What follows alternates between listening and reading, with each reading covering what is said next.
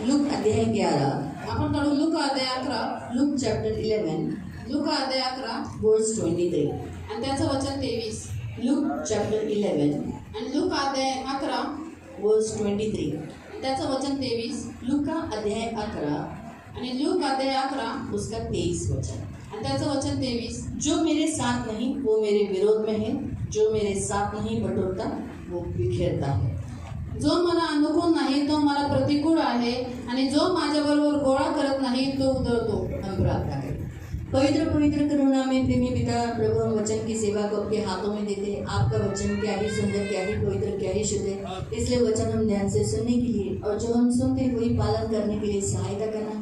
करुणा दया रखना. वचन हम ध्यान से सुनने के लिए मदद करना, दया रखना, क्योंकि यही एक समय है जहाँ वचन के जल से स्नान करा के शुद्ध और पवित्र करता है. इसलिए वचन ध्यान से सुनने के लिए कृपा प्रदान करना, यीशु के नाम से आमीन. Praise the Lord. हालेलुया. यहाँ पर प्रिय हम देखते हैं कि यीशु मसीह ने एक दुष्टात्मा व्यक्ति को चंगाई दिया जो गूंगी आत्मा थी. आणि इथं आपण बघतो की प्रभू येशूने एका दृष्टात्मग्रस्त व्यक्तीला आरोग्य दिलं जी गुंगा होता. और जब प्रभु ने उसे पूरी रीति से चंगाई दिया, आणि ज्यावेळेस प्रभूने त्या मुक्याला पूर्णपणे बरं केलं, लोग शॉक हुए. आणि लोकांना आश्चर्य वाटले कि की वहाँ कुछ लोग थे जो यीशु को मानते नहीं थे, यीशु को हमेशा बदनाम करते थे, यीशु के ऊपर उंगली उठाते थे, हमेशा नुक्स निकालने के पीछे थे. आणि तिथे काही लोक होते जे प्रभू येशूचे विरोधी होते, जे त्याला मानत नव्हते, नेहमी त्याचे दोष काढायचे, त्याच्याकडून काहीतरी चुकी भेटावी म्हणून त्याच्या पाळतीवर होते. तो शास्त्री, फरीसी ऐसे टाइप के लोग थे. ते शास्त्रांनी परुषी अशा टाईपचे लोक होते जिन्हें बहुत ज्ञान था.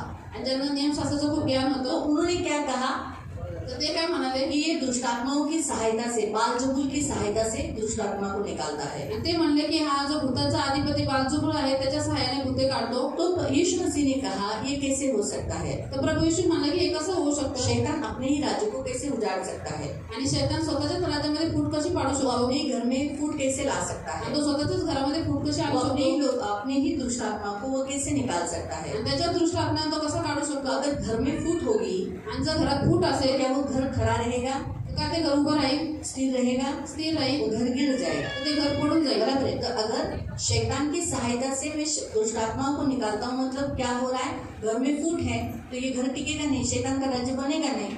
आणि शैतानच्या साह्याने मी शैतान काढतोय, भूत काढतोय, तर ते घर टिकणार नाही.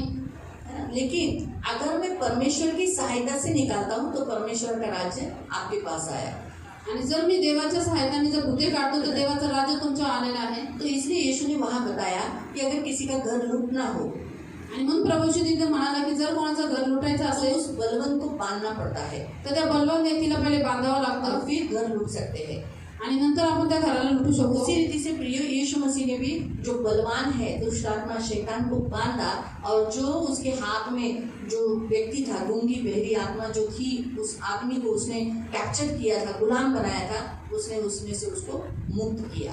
आणि म्हणून प्रभू येशूने पण जो बलवान आहे, शैतान आहे, जी गुंगी बहिरी आत्मा होती त्याला बांधलं आणि त्यांनी ज्या व्यक्तीला पकडून ठेवलं होतं, बंदी बनवलेलं, त्या व्यक्तीला त्याच्या हातातून सोडून घेतलं. तो यीशु शैतान जो है वो बहरा बनाता है, गूंगा बनाता है, बीमार करता है, बहुत सारे टाइप के तकलीफें वो मनुष्य को देता है. आणि शैतान मनुष्याला मुका करतो, त्यांना बहिरं करतो, त्यांना आजारी पाडतो, खूप साऱ्या प्रकारचे त्रास मनुष्याला यीशु देतो. किसी को बुखार, किसी को भी बीमार, किसी को भी गूंगा, किसी को भी बहरा, किसी को भी लंगड़ा नहीं करता है. आणि प्रभू येशू कोणाला पण मुका, बहिरं, आंधळं किंवा लंगडं किंवा आजारी करत नाही. यीशु ने बाइबल में किसी को भी अंधा नहीं किया, आणि प्रभू येशूने बायबलमध्ये कोणालाच आंधळं नाही किसी को केलं, बहरा नहीं किया, कोणाला बहिरं नाही केलं, किसी को लंगड़ा नहीं किया, कोणाला लंगडं केलं नाही. परंतु जो लंगड़े थे उन्हें चंगाई दिया, उन्हें चलने योग्य किया. जो बहरे थे उनके कान खोले, उसने बहरों को सुनने की क्षमता दी. आणि जे लंगडे होते, लुळे होते, त्यांना त्यांनी चालता गेलं, त्यांना चालण्याची शक्ती दिली. जे बहिरे होते त्यांना ऐकण्याची शक्ती दिली. यीशु ने अच्छे काम किए. प्रभू येशूने चांगली तो कामं केली. शैतानी शक्ति बुरी शक्ति है शैतानी शक्ती ही वाईट शक्ती जो आहे, मनुष्य के साथ बुरा करती है. जी मनुष्यासोबत वाईट करते. और यीशु एक अच्छा परमेश्वर का पुत्र है जो मनुष्य के साथ भलाई करता है. आणि प्रभू येशू हा चांगला देवाचा पुत्र आहे जो मनुष्यासोबत चांगुलपणा करतो. तो यीशु के इस सेवा कार्य में उसे 2 जनों का सामना करना पड़ा. आणि प्रभू येशूच्या सेवा कार्यामध्ये त्या 2 जणांचा सामना करावा एक है लागला. दुष्ट आत्माओं का, आणि एक आहे दुष्ट आत्म्यांचा. नाना प्रकार के थे, अलग अलग प्रकार से आते थे, कभी बीमारी से, कभी ना, ऐसे अलग अलग प्रकार से उसका सामना यीशु मसीह ने किया. आणि वेगवेगळ्या प्रकारचे दुष्ट आत्मे होते. कधी भूतांच्या रूपामध्ये, बिमारीच्या रूपामध्ये त्याच्या समोर यायचे, ज्यांचा सामना प्रभू येशूने केला. परंतु ये सारी जो दुष्ट आत्माएं हैं यीशु के वश में थी. परंतु हे सगळे दुष्ट आत्मे प्रभू येशूच्या नियंत्रणामध्ये होते. दूसरे जो शत्रु थे वो है शास्त्री फरीसियों के जैसा जो उसके विरोधक. आणि दुसरे जे शत्रू होते ते म्हणजे शास्त्री आणि परोशीचे त्याचे विरोधी होते. हाँ, उन लोगों का भी यीशु को सामना उनका करना पड़ा. आणि त्या लोकांचा सामना पण प्रभू येशूला करावा लागला. फिर भी प्रभु ने उन्हें कभी नहीं मारा. तरी सुद्धा प्रभू त्यांना कधीच मारला नाही. तो इसीलिए प्रियो हम यहाँ देखते हैं कि प्रभु ये सारे जो चमत्कार होने के बाद यीशु कहता है जो मेरा विरोध करता है वो क्या है, मेरे साथ नहीं परंतु मेरा विरोधी है. लेकिन जो मेरे साथ है, मेरे संग रहता है, वो मेरे पक्ष में है, मेरे साथ है, मेरा जोड़ीदार है. लेकिन जो मेरा विरोध करेगा, मेरे अगेंस्ट होगा, वो कभी भी जोड़ा नहीं जाएगा, वो बिखरेगा, वो दूर हो जाएगा, नाश हो जाएगा. आणि म्हणून प्रियाने एवढा सगळा सामना करून पण प्रभू येशू म्हणतो की जो मला अनुकूल नाही तो मला प्रतिकूल आहे. याचा अर्थ काय की जो कोणी त्याच्या विरोधामध्ये आहे तो त्याच्या सोबत नाहीये आणि म्हणून तो काय होईल तर तो उधळला जाईल, बिखरला जाईल, तो गोळा केला जाणार नाही. तो जो उस काल में परिस्थिति थी, जो यीशु को बदनाम करते थे बड़े बड़े कामों के कारण, आज भी वही है. आज यीशु बड़े बड़े चिन्ह चमत्कार इस पृथ्वी पर कर रहा है. लोग बदल रहे हैं, बुरे स्वभाव छोड़ रहे हैं, है ना. लोगों का गंदा स्वभाव जा रहा है, दारू से मुक्त हो रहे हैं, चंगाई मिल रही है, भले काम हो रहे, जीवन मिल रहा है. गरीबी से लोग अच्छे हो गए, उनका खुद का घर हो गया, भला चंगे हो गए. ये देखकर लोगों के अंदर क्या हो रहा है, जलन हो रहा है, विरोध हो गया. अरे, और वो लोग भी क्या कर रहे हैं, आज भी सेम लोग यीशु के अगेंस्ट में बात कर रहे हैं. आणि ही परिस्थिती त्या काळासारखी आहे. ज्यावेळेस प्रभू येशू चांगलपणा करत होता त्यावेळेस शास्त्री परोशाने त्याचा विरोध केला. आज पण तसंच होत आहे. प्रभू येशू चांगला करतो, आजारांना बरं करतो, जे गरीब आहेत त्यांना उंच करतो, प्रभूकडे लोकांची दारू सुटते, त्यांचा स्वभाव बदलतो, वाईटाचे मनुष्य चांगले होतात. हे बघून विरोध्यांना जळण होते आणि म्हणून ते आज पण काय करतात, येशूचा विरोध करतात. तो फिर शास्त्री और फरीसी ये चेंज क्यों नहीं हुए, वो हमेशा मसीह का विरोध क्यों किया. आणि शास्त्री आणि फरीसी का बदलले, ते नेहमी प्रभू येशूचा विरोध का करत राहिले. एक उसकी 3 बातें हैं. आणि त्याचे 3 कारण आहेत. एक है अभिमान, एक आहे अहंकार, दूसरा है अहंकार. अभिमान, अहंकार, गर्व, आणि गर्व आणि अहंकार, घमंड जिसे कहते हैं. गमन, हाँ? और तीसरा है कामुकता. आणि तिसरा आहे कामुकता. उसके कारण वो हमेशा यीशु का विरोध किया. आणि या कारणांमुळे नेहमी ते प्रभू येशूचा विरोध करत राहिले. अभिमान उनको किस बात का था, हम एक पढ़े लिखे हैं, हम एक ऊंचे हैं, हम शास्त्री फरीसी हैं, हमारे पास कुछ ज्ञान है और हम इसके सामने झुके, एक कारपेंटर का लड़के के सामने. त्यांना कुठल्या गोष्टीचा गर्व होता की आम्ही शास्त्री आणि परोशींच्या ग्रुपमधून आहोत, आम्ही शिकलेले आहोत, नियमशास्त्राचं आम्हाला ज्ञान आहे आणि हा एक सुधाराचा मुलगा आहे, ह्याच्यापुढे आम्ही झुकायचं. हाँ, ये एक अभिमान. तो आज भी बहुतायत संसार में लोग यीशु का विरोध क्यों करते हैं, वो उनका अंदर का अभिमान, उनका घमंड, उनका अहंकार उन्हें रोकता है मसीह के सामने झुकने के लिए. आणि हा एक प्रकारचा गर्व आहे. आणि आज पण लोक जगामध्ये लोक प्रभूचा विरोध का करतात, कारण की त्यांच्या आत्मधला जो गर्व आहे, घमंड आहे, तो प्रभू येशूच्या समोर झुकण्यासाठी त्यांना थांबवतो. हर इंसान में कामुकता रहती है, शरीर में लस्ट रहता है. आणि प्रत्येक व्यक्तीमध्ये कामुकता असते, म्हणजे शरीरामध्ये वासना उसके असते. कारण से वो यीशु के सामने झुकने के लिए विरोध कर रहे थे. आणि या कारणामुळे ते प्रभू येशूच्या समोर झुकण्यासाठी विरोध संसार करतात. में सबसे पहला पाप का जो जड़ है, सबसे पहले पाप का जड़ कौन सा है, अहंकार, घमंड. आणि सगळ्यात पहिले पापाचं मूळ काय आहे, तर अहंकार म्हणजे घमंड. तो ये मेन पाप का जो जड़ कहाँ से शुरुआत हुई, पाप कहाँ से शुरुआत हुई. तो हम क्या सोचते हैं, अदम की वाटिका से ना, नहीं. कहाँ से शुरुआत हुई,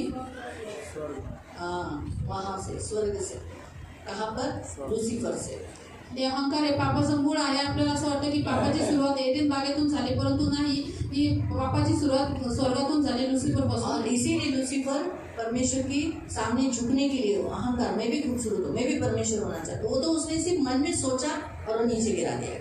आणि लुसीफरला देवाच्या समोर झुकायचं नव्हतं. त्याच्या मनामध्ये गर्व आला होता की मी पण परमेश्वर बनत, देवा समान बनत. हे त्याने मनामध्येच विचार केला आणि त्याला खाली टाकण्यात आलं. इसलिए इस संसार में भी आज ऐसे बहुत से लोग आपको दिखाई देंगे जो अपनी आंखों से देखेंगे लंगड़ा चंगा हो गया, गूंगा बोलने लगा, मरा हुआ जिंदा हुआ, वो भी वो लोग देखने के बाद बोलेंगे धर्म परिवर्तन, ये नाटक है, कोई भी मरा मिला नहीं था, ये लोग नाटक किया है, ऐसा वो लोग बोलते.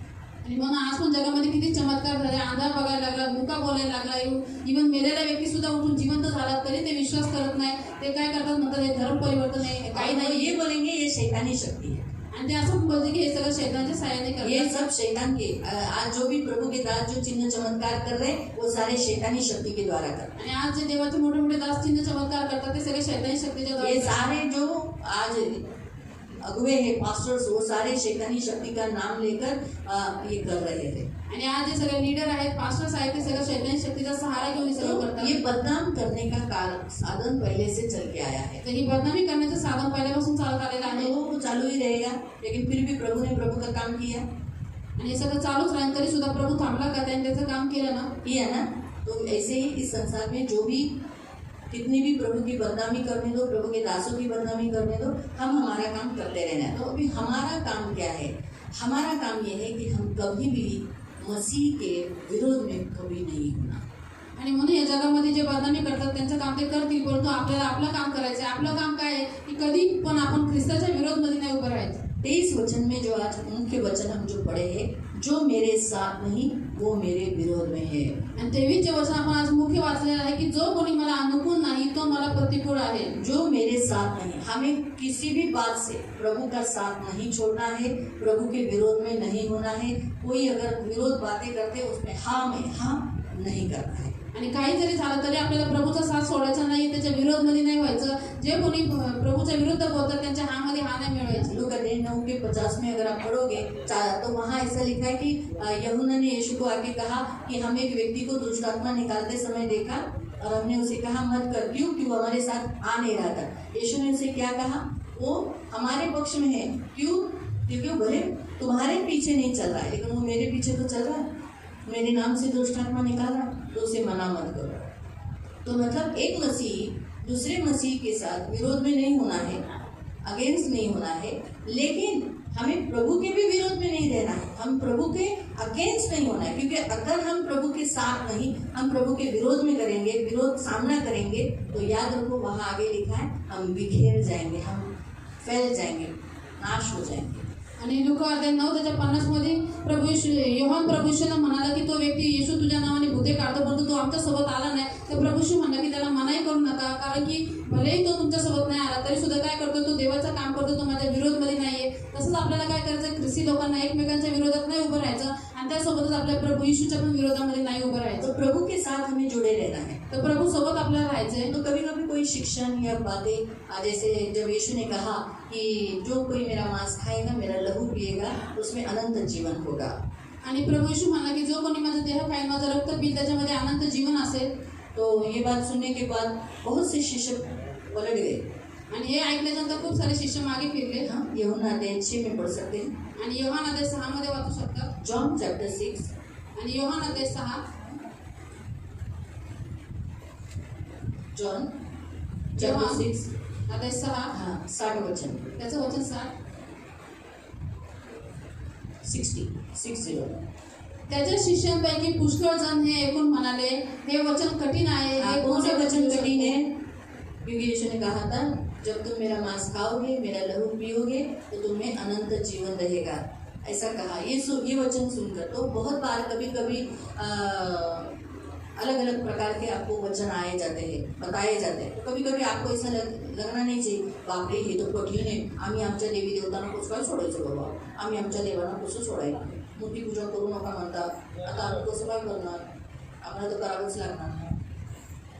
आणि खूप ये खूप वेळा कठिन काही नहीं वचन लगना चाहिए आपको, सुनने के बाद आपको हार्ड नहीं लगना चाहिए। कभी कभी आपको वचन ऐसा आएगा, व्यभिचार मत करो। अगर व्यभिचार में हो तो आपको व्यभिचार छोड़ देना चाहिए, उस स्त्री को, पुरुष को छोड़ देना चाहिए। आप आसानी से वो वचन ग्रहण करने वाले होने चाहिए। आपको ऐसा कठिन नहीं लगना चाहिए, बाप रे कितना कठिन है बाबा, ऐसे कैसे हो सकता है, मैं तो बन गया हूँ, मैं उसके बिना जी नहीं सकता।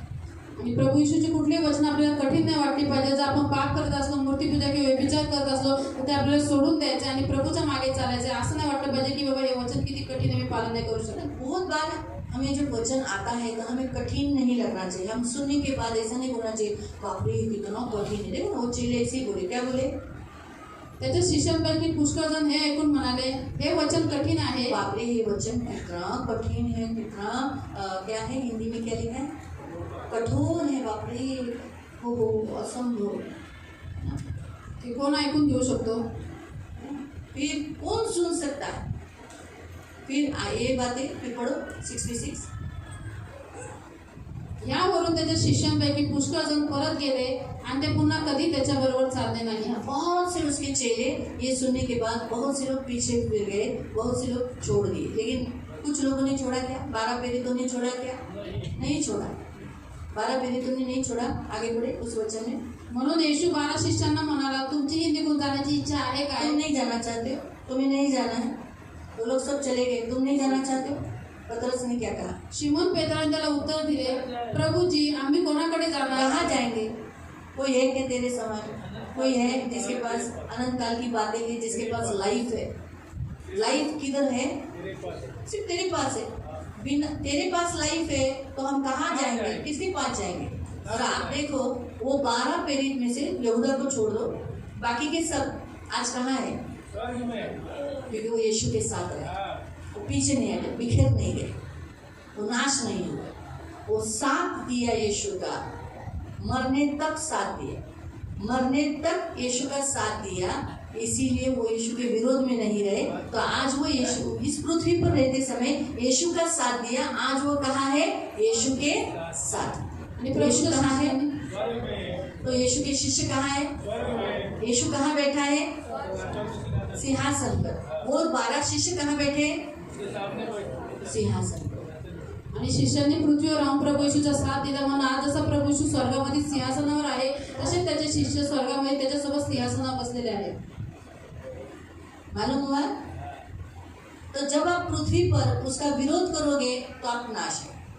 लेकिन आप उसका साथ रहोगे, आप उसके विरोध में नहीं. इसलिए जहाँ वो है वहाँ आप रहोगे. आणि जर पृथ्वीवर राहून तुम्ही त्याचा विरोध केला नाही, त्याच्यासोबत विरोध केला तर तुम्ही नाश व्हाल. परंतु जर तुम्ही त्याच्यासोबत राहिले, त्याचा साथ दिला, तर जिथं तो आहे तिथं तो तुम्ही राहाल. तो उसके साथ आप हो या कैसे बताना है? उसके वचन का पालन करते हुए, उसे जो अच्छा लगता है वो कर कर. आणि तुम्ही त्याच्यासोबत आहात हे कसं दाखवायचं आहे? तर त्याच्या वचनाचं पालन करून, जे प्रभूला आवडतं त्या गोष्टी करून. अभी अगर इसको दिखाना है मुझे कि मैं दीदी आपके साथ हूँ, आणि हिला जर दाखवायचं आहे की दीदी मी तुमच्या सोबत आहे, तो इसे क्या करना पड़ेगा? तर हिला काय करावं लागेल? जो मुझे अच्छा लगता है वही करना पड़ेगा. आणि जे दीदींना आवडतं त्याच गोष्टी कराव्या लागतील. सही? बराबर है. तब मुझे मालूम पड़ेगा ये मेरे साथ है. आणि त्यावेळेस माहिती पण की ही माझ्यासोबत आहे. सोचो, अगर मैं कहीं जा रही हूँ और ये पीछे चली गई आणि मी कुठे चालले आणि ही मागे गेली, तो क्या होगा? मुझे मालूम पड़ेगा ये मेरे साथ है? तर मला माहिती पडेल की ही माझ्यासोबत आहे. नहीं. बराबर है. कुछ लोग आए मेरे सामने और आर्ग्यूमेंट कर रहे और ये भाग गई, आणि काही लोक माझ्या समोर आले, वादविवाद करतात, ही मागं गपचूप पळून गेली, तो ये मेरे साथ है? ही माझ्यासोबत आहे. बाद में भले आगे बाद में वापस मेरे सामने दिखाई, लेकिन उस परिस्थिति में थी क्या? नहीं. बराबर है. आपको समझ में आ रहा है? तो जब भी आप ऐसी कुछ परिस्थिति, जैसे आप चर्च में यहाँ आते हो, बाइबल पढ़ते हो, प्रार्थना करते हो, उपवास करते हो, दान दशांश देते हो, ये सारी विधियां करते हो, लेकिन ये करते करते जब आप आज्ञाओं का पालन करते हो, लोगों के सामने मसीह होकर में स्वीकार करते हो, इसका मतलब आप प्रभु के साथ हो. आप प्रभु का साथ दे रहे हो, लोगों के साथ कह रहे हो कि मैं तुम्हारे पक्ष में नहीं, यीशु के पक्ष में. आणि ज्यावेळेस तुम्ही इथे येता, शब्दाचे पालन करता, प्रार्थना करता, बायबल वाचता, या सोबत तुम्ही देवाच्या आज्ञांचं पालन करता आणि लोकांमध्ये त्याला स्वीकार करता, प्रभूसाठी उभे राहता, त्यावेळेस तुम्ही त्यांना दाखवता की आम्ही तुमच्या पक्षाचे नाही, परंतु प्रभूच्या पक्षामध्ये आहोत. यहाँ अगर आप प्रभु आई लव यू जीसस, मैं तेरे बिना जी नहीं सकता. और आप बाहर जाने के बाद अपने समाज में वहाँ जाकर आप वहाँ उनका कर रहे हो, तो आप प्रभु के साथ हो? हाँ, मैं प्रभु के साथ हूँ. अगर सोचो मैं यहाँ आकर प्रीच कर रही हूँ, गॉस्पेल दे रही हूँ और आपको समझा रही हूँ, वचन बता रही हूँ, लेकिन मेरे फैमिली के साथ वहाँ मैं क्या कर रही हूँ?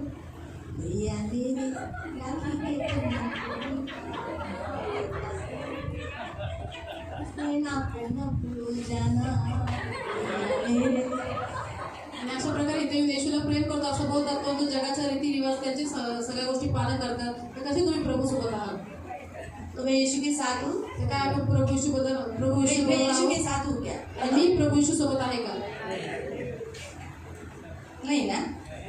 उस समय मैंने यीशु का साथ नहीं दिया. त्यावेळेस मी प्रभू येशूचा साथ नाही दिला. आप बोलोगे ये हमारे संस्कार है, हमारे रीति रिवाज है, लेकिन बाइबल में हमें बताया गया है हमें रीति रिवाजों को संसार के रीति रिवाजों को, आदि शिक्षाओं को हमें नहीं मानना है। तुम्ही म्हणाल ही आमची परंपरा आहे, आमचे रीतिरिवाज आहे, परंतु बायबलमध्ये दिलेलं आहे की जगाच्या परंपरा आणि रीतिरिवाज आपल्याला मानायचे नाहीये. पढ़ेंगे, आपको ये वचन चाहिए था कुलुसियों की पुस्तक में, इसे पढ़ सकते हैं. आणि तुम्हाला हे वचन पाहिजे तर कलसीकरांच्या पत्रामध्ये तुम्ही वाचू शकता. उसका दूसरा अध्याय आणि कलसीकरांचं पत्र अध्याय 2 और उसका 8वां वचन, आणि त्याचं 8वं वचन. और बाद में आप 20 वचन से भी पढ़ सकते हैं. नंतर 20 वचनापासून पण तुम्ही वाचू शकता. 20 वचन से भी पढ़ सकते हैं, फिर 16वें वचन से भी पढ़ सकते हैं. आणि 16व्या वचनापासून पण तुम्ही वाचू शकता. तो यहाँ स्पष्ट रीति से बताया गया है हमें संसार के आदि शिक्षाओं के साथ नहीं रहना. तो मैं मेरे घर में अलग दिखा रही हूँ, और यहाँ तो आप बता रही हो मसीहों के साथ, आप सबके साथ, यीशु के साथ हो, लेकिन बाहर मेरे घर में मैं उसका विरोध कर रही हूँ. इथं येऊन तुम्ही दाखवता की आम्ही प्रभू सोबत आहोत, प्रभूसाठी उभे राहतो, परंतु बाहेर आणि आपल्या घरामध्ये ज्यावेळेस आपल्या मर्जीने जगतो त्यावेळेस आपण देवाचा विरोध करतो. तो ऐसी परिस्थितियों में हमें दिखाना है कि मैं तेरे साथ हूँ प्रभु.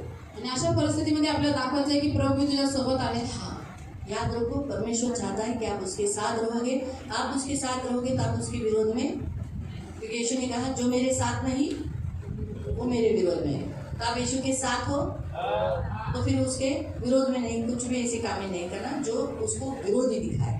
आणि म्हणून जर तुम्ही प्रभू येशूच्या सोबत आहात असे कुठले कामं करू नका ज्याच्याद्वारे तुम्ही दाखवा की आम्ही प्रभू तुझे विरोधी आहोत. ऐसे कोई काम मत दिखाओ आणि असे कुठलेच कामं कि दाखवू मैं नका तेरे विरोध में हूँ. की देवा मी तुझ्या आपको विरोधामध्ये क्या आहे. दिखाना है कि मैं तेरे साथ हूँ. कैसी बातों में, सारी परिस्थितियों में आज्ञा पालन करते हुए आपको दिखाना है कि मैं प्रभु तेरे साथ हूँ. देख, मेरे साथ कोई नहीं है, मैं अकेला हूँ, लेकिन फिर भी मैं तेरे साथ हूँ. आणि प्रत्येक परिस्थितीमध्ये देवाच्या इच्छेप्रमाणे करून त्याच्या आज्ञाचं पालन करून आपल्याला दाखवायचं आहे प्रभूला की देवा भले माझ्यासोबत कोण नाही पण मी तुझ्यासोबत आहे. हालेलुया. अगर आप प्रभु का साथ छोड़ दोगे तो आप नाश हो जाओगे. आणि जर तुम्ही देवाचा साथ सोडाल तर तुम्ही नाश व्हा. कभी भी यीशु का विरोध नहीं करना. आणि कधीही प्रभू येशूचा विरोध करू नका. यीशु जब भी आपको कोई वचन सिखाता है तो अगेंस्ट कभी बात नहीं करना. आणि प्रभू येशू तुम्हाला जेव्हा पण कुठलं वचन शिकवतो त्यावेळेस त्याच्या विरोधात बोलू नका. यीशु ने कहा पहले पे लात मारना तुझे भारी पड़ेगा. आणि प्रभू येशू म्हणला की पहिल्याने पाय मारा तुला भारी पडेल. याद रखो, पर यीशु मसीह जो हम परमेश्वर है, परमेश्वर का पुत्र है, जब अगर उसके ऊपर लात ऐसे मारेंगे तो तकलीफ हमें होगी. आणि प्रभू येशू हा देवाचा पुत्र आहे. जर आपण त्याच्यावरती लात मारू, त्याच्यावर लात उगारू तर त्रास आपल्याला इसलिए होईल. जागरूक रहो. आणि म्हणून जागरूक हर राहा. परिस्थिति में प्रभु का साथ दो. प्रत्येक परिस्थितीमध्ये प्रभूची साथ द्या. हर संडे चर्च आकर प्रभु के साथ देना. आपको रोका जाएगा, अड़ाया जाएगा तो भी बोलना नहीं, मैं प्रभु का साथ हूँ. आणि प्रत्येक रविवारी चर्चमध्ये प्रभूचा साथ द्या. तुम्हाला जर अडवलं, तुम्हाला विचारलं तरी तुम्ही हेच म्हणायचं की मी प्रभूच्या सोबत आहे. हाँ, आप हर परिस्थिति में आपको प्रभु का साथ देना है. समाज में जितनी चाली रीति है उसमें आपको प्रभु का साथ देना है, प्रभु के लिए खड़ा रहना है. आणि प्रत्येक परिस्थितीमध्ये तुम्हाला देवाचा साथ द्यायचा आहे, त्यासोबत उभं राहायचं आहे. जगामध्ये जेवढ्या चालीरीती आहेत त्यांच्या विरुद्ध जाऊन तुम्हाला प्रभूच्या सोबत उभं कभी राहायचं कभी आहे. हमें हमारे लोगों को, हमारे घर के लोगों को, समाज को भी छोड़ना पड़ता है प्रभु का साथ देने के लिए. कधी कधी आपल्याला प्रभूचा साथ देण्यासाठी आपल्या लोकांना समाजाला सोडावं लागतं. हाँ, बोलना पड़ता है क्योंकि हमारे घर के लोग उसका विरोध करते हैं, क्योंकि कुछ बातें हमारे घर के लोग अलग करते हैं और यीशु जिसे करने के लिए मना करता है. आणि का? कारण की आपल्या घरातले लोक प्रभूचा विरोध करतात. काही गोष्टी प्रभू करायला आपल्याला मना करतो, आपल्या घरातले लोक त्या गोष्टी करतात म्हणून ते आपला विरोध करतात. हाँ, तो हमें कुछ बातों को नहीं करना है प्रभु के लिए. आणि प्रभूसाठी आपल्याला काही गोष्टींचा त्याग करावा लागत, त्या गोष्टी कराव्या नाही लागतात. ये आज प्रभु आपको कहता है. आणि हेच प्रभू आज तुम्हाला प्रभु सांगतो के साथ रहो. आणि प्रभूच्या सोबत राहा. एक दिन आप प्रभु के साथ सिंहासन पर बैठोगे. आणि एक दिवशी तुम्ही प्रभू सोबत सिंहासनावर बसा. स्वर्ग में आप प्रभु के साथ रहोगे. आणि स्वर्गामध्ये तुम्ही प्रभू सोबत राहा. लेकिन आप प्रभु का विरोध करोगे, जर तुम्ही प्रभूचा विरोध कराल हाँ, तो फिर कहाँ जाओगे? हाँ, तो प्रभु के विरोधी लोग कहाँ जाते हैं? नरक जाते हैं. आणि जे प्रभूचे विरोधी आहेत ते सगळे जण नरकामध्ये जातील. तो बी केयरफुल. पण काळजीपूर्वक राहा. प्रभु का वचन के द्वारा, पैसों के द्वारा, दान दशंश के द्वारा या अन्य किसी काम के द्वारा, शादी विवाह के द्वारा या बच्चे जन्म के द्वारा, किसी भी बात के द्वारा प्रभु का विरोध कभी नहीं करना. आणि दान दशांशाद्वारे किंवा विवाहाच्या द्वारे किंवा मुला जन्म देण्याच्या द्वारे कुठल्याही गोष्टीच्या द्वारे देवाचा विरोध करू नका. हाँ, आप प्रभु का साथ देना, आणि तुम्हाला प्रभूचा साथ द्यायचा आहे प्रभु के संग रहना. आणि प्रभूच्या सोबत प्रभु राहायचं आहे. आपको जरूर जरूर अपने साथ लेगा. आणि प्रभू नक्की नक्की त्याला तुम्हाला त्याच्यासोबत ठेवत. हमें प्रभु को आशीष दे. प्रभू तुम्हाला आशीर्वाद करेल. प्रार्थना करें. आपण प्रार्थना करू. पवित्र पवित्र करुणा में प्रेमी पिता प्रभु यीशु के नाम से प्रभु मैं आपके सामने आती हूँ. संसार बोले तेरे विरोध में खड़ा रहा, लेकिन तेरे शिष्य तेरे विरोध में नहीं थे, वो तेरे साथ रहे, तेरा साथ दिया, इसलिए आज वो तेरे साथ स्वर्ग में है। तो इन सभी को और मुझे भी इस पृथ्वी पर जितनी जिंदगी तूने दी, जितना आयु तूने दिया है, हम तेरे साथ रहे, तेरे संग रहे, तो हम भी प्रभु स्वर्ग में तेरे साथ रहेंगे। स्वर्ग में तू हमें लेगा, सिंहासन पर बिठाएगा प्रभु, हमें मुकुट देगा प्रभु। तो हमें वो न मुरझाने वाला मुकुट पाना है, हमें वो प्रतिफल जो तूने हमारे लिए रखा है वो हमें लेना है। और प्रभु हम तेरा विरोध करके कहाँ जाएंगे, कोई दूसरा है भी नहीं। इसलिए प्रभु ये बात सत्य हमने जान लिया है, इसलिए हमसे कभी तेरा विरोध होने नहीं देना, न कभी वचन का, न प्रभु किसी अन्य बातों का, कभी भी विरोध होने नहीं देना। हम तेरे साथ रहे, जब भी तू कोई कमांड करे तो हम कहें हाँ बोल प्रभु मैं यहाँ हूँ, क्या आज्ञा है प्रभु। ऐसे हम हमेशा तेरे लिए तत्पर रहे। इन सबको तू सहायता करना, इनकी सुधि लेना, रक्षा करना, अनुग्रह करना, कृपा करना। कभी तेरा विरोधी बनकर प्रभु ये तेरे शत्रु बने हैं और तुझे इन्हें लड़ना पड़ा है और इन्हें नाश करना पड़ा, ऐसा होने नहीं देना। प्लीज प्रभु इन्हें बुद्धि देना, ज्ञान देना, भरमाने वाले से हमेशा बचाए रखना। कभी इनके अंदर अभिमान, अहंकार और कामुकता आने नहीं देना। कभी भी प्रभु इनके अंदर अभिमान, अहंकार, कामुकता आने नहीं देना। कभी इनमें घमंड, गर्व और प्रभु लालसा इनमें आने नहीं देना। प्लीज प्रभु इन्हें बचाए रखना, प्लीज प्रभु इन्हें सहायता करना। यीशु का लहू इन सब पर लगाते और प्रभु आपके छेदे हुए हाथों में देते, यीशु के नाम से आमीन।